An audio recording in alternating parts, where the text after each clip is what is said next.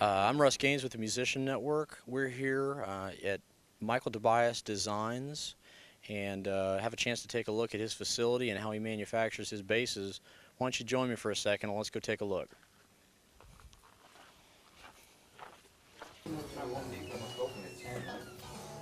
Come on in. Great. We have stuff hanging that's been sprayed, little pieces here and there that we're working on. This is our advanced dust collecting system. There is a dust collector in here, but this thing just blows so much stuff everywhere that we try to... And this is obviously one of your sanding machines. Yeah, this is called a neck roller. And what happens with this is that we do the pre-carving on the necks on the pantograph over there. And essentially you're now at this point, in terms of your craftsmanship, you can see that contour happen. I don't even look at it, I just feel it. You feel it. It's just in my hands. Wonderful. I mean, well, obviously I look at it, I just don't, Sure. think of it that way. You know, most of this instrument is built by feel. There are some fairly precise things, but for the most part, it's just feel. Anyway, Sure. Our raw wood supply is a bit low, we need to go buy more, but basically we buy raw lumber. When it comes in big boards, we spend a couple days cutting it down into sections so that it becomes usable material as opposed to just large, I mean, that's why you see little piles of stuff. These are neck blanks. I see. After they're milled. Maple, ash, wenge.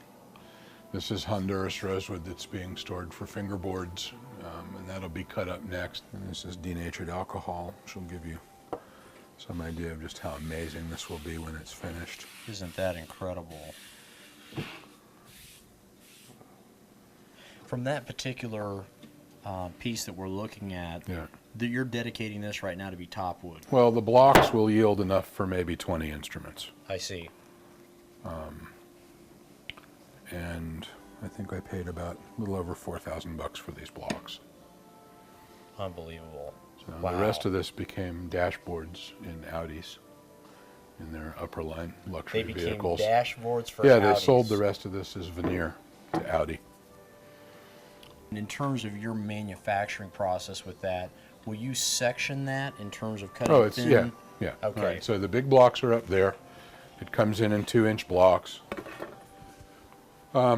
We split it into 1-inch pieces and then let it dry some more. Okay. And then we split it again and book match it. I see. And this is the book match. How long do you typically have to dry or cure that wood in order for you to manufacture it correctly? It actually depends on how dry it is when I get it. Sometimes wood is properly dried when you get it. Right. Sometimes it isn't even close. Usually stuff sits up in the top of the shop for a year or so before we use it. Oh, that's amazing. Yeah. That's a great piece of wood. It's Yeah, not it's as alive looking as the other piece, but it's pretty spectacular.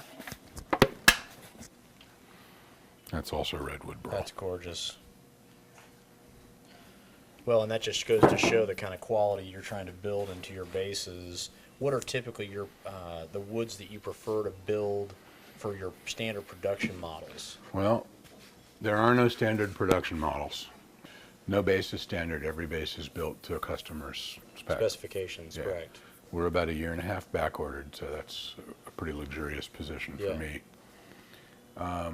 There are basses that are built for store stock, but those are generally ordered by the store. I don't build anymore what I feel like building. Well, I do once in a while. Sure. I get to play with that once in a while.